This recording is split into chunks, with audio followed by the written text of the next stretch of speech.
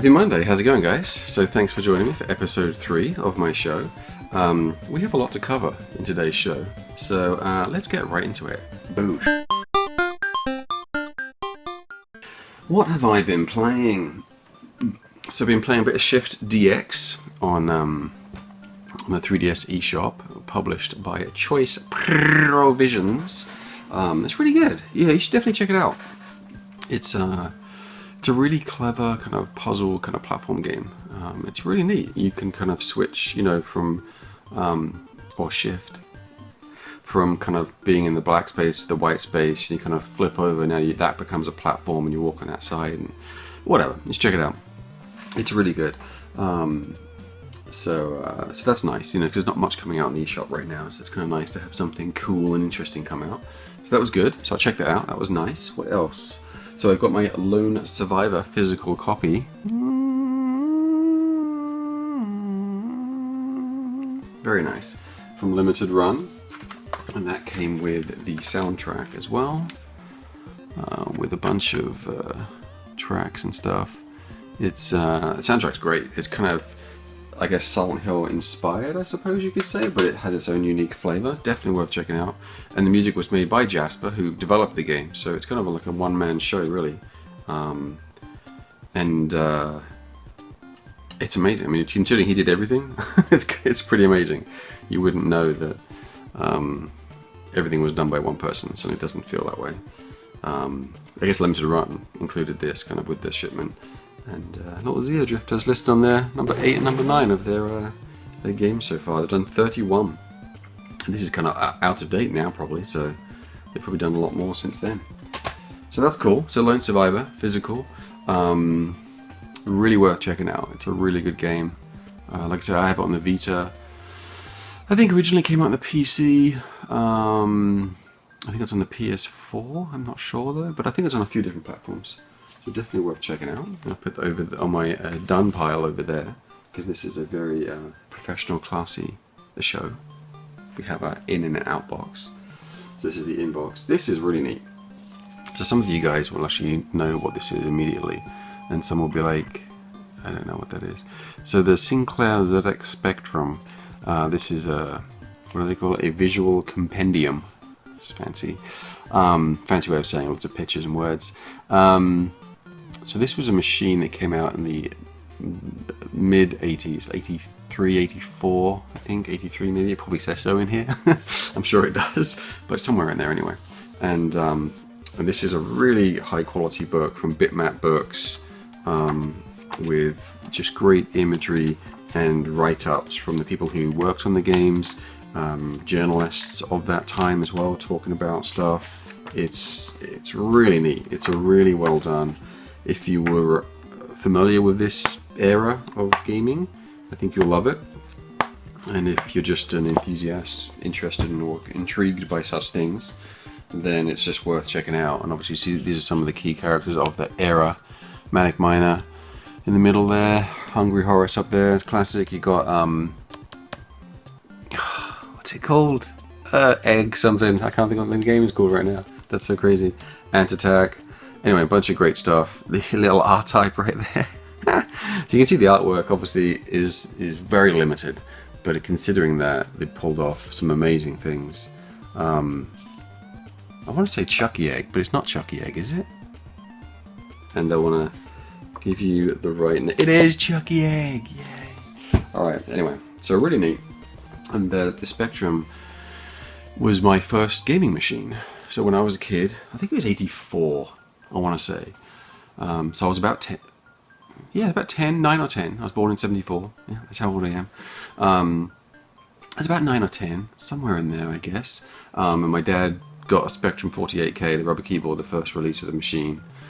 We may have had a ZX81 before that, but I definitely remember the Spectrum. And I was like, wow, that is so cool. So I got my own one, pretty soon after that, the Spectrum Plus, with the hard case keyboard. And yeah, it was great. Great games. You could actually get in there and do a little bit of programming, which I tried. I didn't really get into it much because, I don't know, I just like playing the games. But that was my first gaming machine. So it's really neat to have this and kind of look back on that. Anyway, so there you go. That's something I've been reading. And so that's it for that. So now we're on to the next section. Waboosh! Alright, what's in the news? Switch. So the Switch event happened last week on Thursday, January 12th or 13th, depending on where you are in the world. But for me, it was on Thursday evening at 10 p.m. So it was kind of a big day of build-up waiting for that event to happen. And so yeah, I'm there's a lot to say about it. And actually I did a podcast on the weekend with the NintendoGuru crew. Here's a quick shot of those guys. Boosh! Wine, me too. But anyway, there's us doing that. So I should start off by, I am excited. I should start off by saying I am excited about the Nintendo Switch. I was when they released the trailer last year in October, and I still am. And I think the console itself showed off really well in the presentation. I think its features are great, but the presentation itself was a mixed bag for me. I mean, when I went to Twitter, though, pretty much most of my Twitter feed was full of very positive people, really excited and loving the presentation. So I don't want to, piss on their parade. I don't want to be like, that's great, that's awesome that you enjoyed it. But for me and how I felt about it, I think the best way for me is to kind of try and do an even split of some of the good things that I liked about it and some of the bad things that I didn't like about it. And I guess I should also say, obviously I'm a developer, right? I make games for Nintendo. But that doesn't mean that, I'm just going to be a fanboy and only say good things and never criticize what I see and and express what I feel. I guess that's somewhat risky, but I try and do it respectfully. I don't go out there and bash Nintendo if I see something negative. For me, I think constructive feedback is important. So for me, I think it's important for me to be honest on what I saw and how I felt about it. Like I said, at the end of the day, I love the Switch. I'm going to get it. I pre-ordered it actually on Target, so I'll be getting it on release day, even though I'll be in San Fran at that time. So when I get back anyway, I'll have it, so that's cool. But anyway, so let's start. So the first good thing is the device looks really capable. It looks very powerful.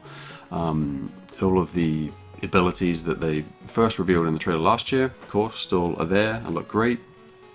And then the new stuff about the Joy-Con and its ability as far as being HD rumble pack and the infrared, whatever they called it, thing where you could kind of see basic shapes. I think it could register those shapes, which is neat.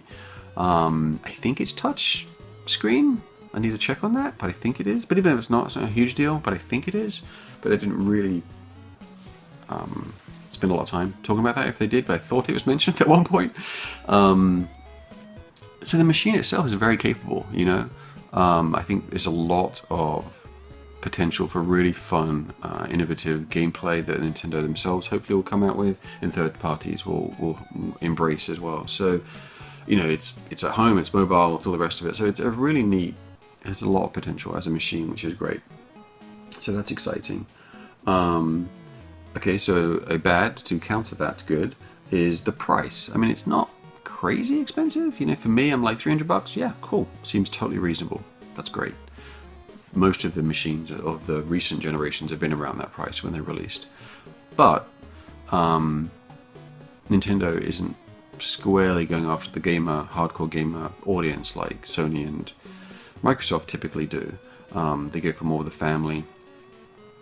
So it's less of gamer enthusiasts and more of casual family entertainment type stuff. So 300 then does push, I think, a little bit too far for that realm. I think 250, maybe 199 would have been hotcakes. Would have been like, wow, that's crazy.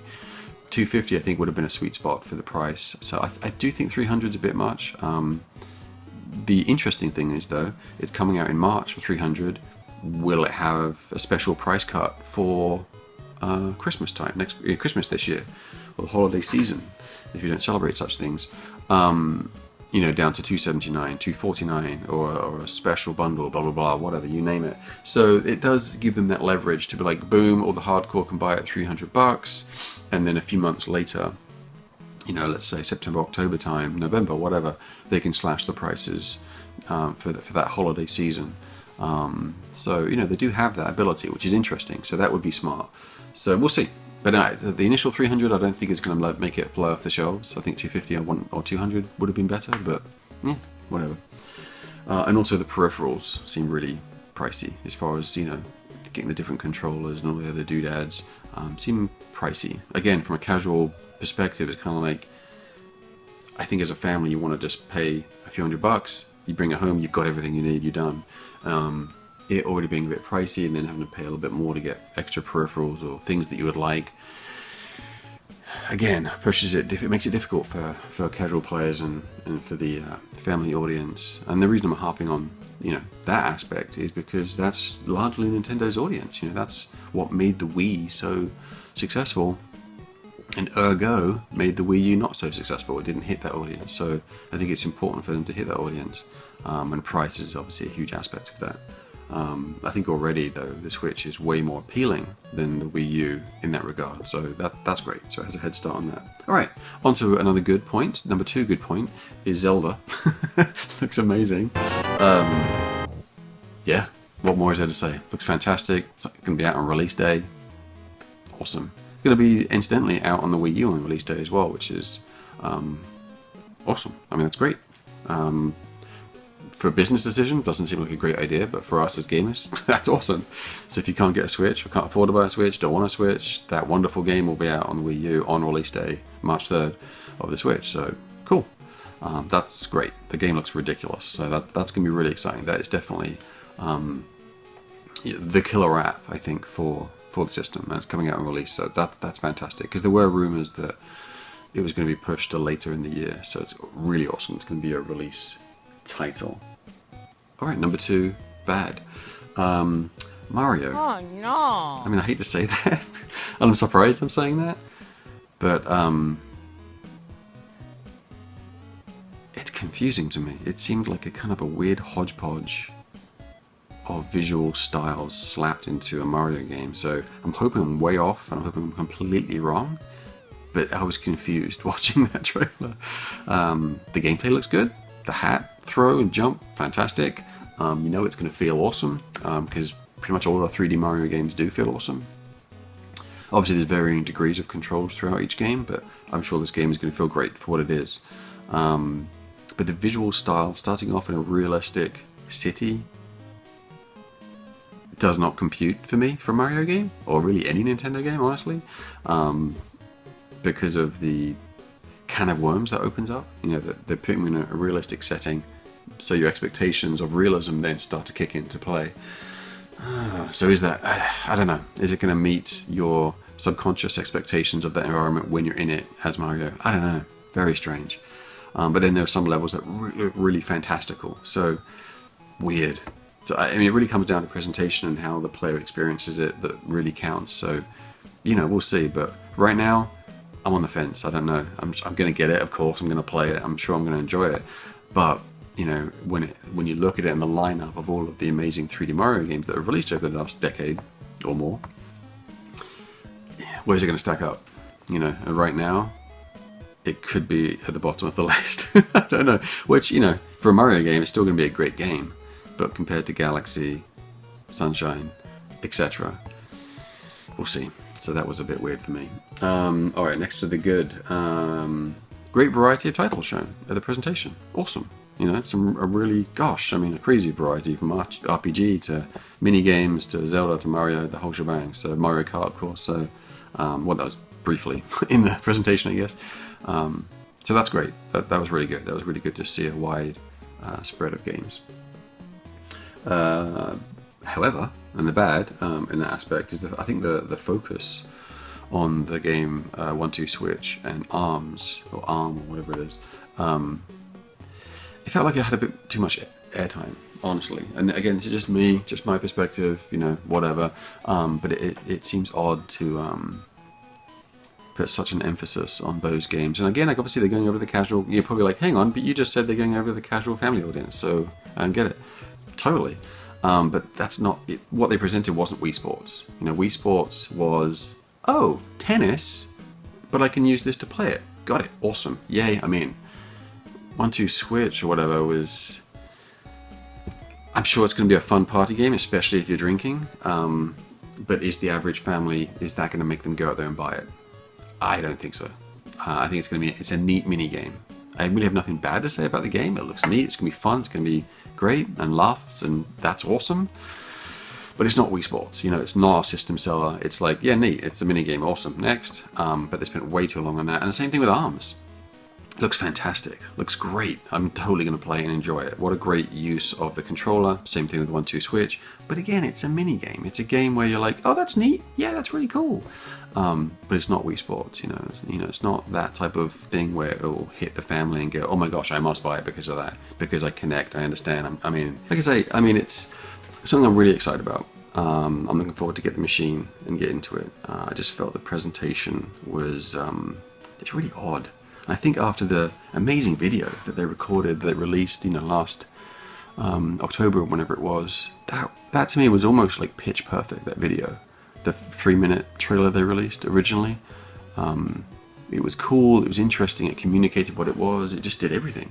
So I guess my expectation for this presentation was based on that, and having a bunch of guys basically come up and chat about stuff on a stage with no back music or anything. It was just really dry.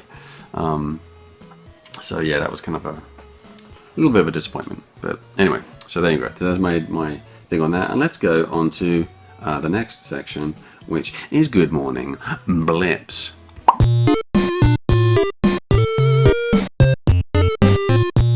And there it is. There's that. So some people have said they actually like seeing those, so I will keep them for now. Yeah. And that means we're going on to the next section. What's going on with our games right now? So we're continuing work on Treasure-Nauts, which is going really well. Really more work of the same. Working on the world map, general design stuff, scooping out ideas and stuff. I don't have anything to show right now and no specifics to share, but it's shaping up really good. I'm happy with it, and we'll have more news soon. So more of the same on that, which is a good thing. Chicken Wiggle, we didn't get to the boss, unfortunately. The menus have just taken longer than we expected. We're working on the download menus, so that's pretty neat. I can give you a quick screenshot of that download menu if you like. Whip, whip. Oh, there you go. So in that, well, that's one of the menus. Actually, there's a few that kind of connect with that, but that's the main one where you scroll through the list. And select games that are online and stuff. You can go online, which is nice, so you can upload your level online, name it, date it, the whole shebang, everything's on there. Has a little kind of screenshot for your level that you can also kind of set up through the level edit as well. Kind of place like a little camera icon, and it kind of shows you what the screenshot will be. And you can set your own search tags, so when people want to find your specific level, or just looking generally for level types, that's something that you can do. So there's 4 search tags for each level that you upload. So if you want to put your name in there, well, actually, if your name and the device will already be in there, but if you want to put a certain word that all your levels are going to use, you can do that, and then people can find all your levels, or each level will have its own unique level ID. So anyway, so there's a lot of fun stuff up there, and obviously you can like other people's levels, and then you can even sort the list on most popular, so you can see the ones that have had the most likes and stuff like that. So there's a lot of stuff. We put a lot of effort into making the online experience kind of suit what we think people will want, So so I think it's pretty neat. So anyway, so we've been working on those menus. That's mainly it, I think, for Chicken Wiggle. But I also do have a new exclusive screenshot of the gameplay to share with you. Boom.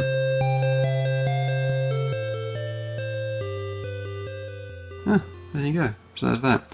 We'll have more over the coming weeks and months and stuff. But anyway, there you go. Very cool. Hope you enjoyed that. Let me know what you think in the comments below. And actually, a lot of the stuff I've mentioned before will be in the links below as well, such as Shift and Lone Survivor and Spectrum Book and stuff like that. So definitely check that out down there. And we have started kicking around a few ideas for a new mobile game that we might be working on soon. Very small in scope, very mobile-esque. in the vein of Totes the Goat. So a nice simple game that we're kicking around, which wouldn't take much time, and it'd be fun to kind of do and get out there. So we've also been kicking that around. So there's that. Yeah, and unfortunately I think we're going to have to skip Random Waffles this week because this video has already been way too long because of the Switch stuff and all the other stuff that we're talking about. So unfortunately we're going to miss Random Waffles this week, sorry. Thank you for checking out the video. I really appreciate it. I hope you like it. And if you do, like it. And I will see you next Monday at noon. Boosh. Alright guys. Did I just wink then? I think I just winked then. What's that about? Didn't mean to wink. Whatever. Alright. Bye guys. See you later. Bye.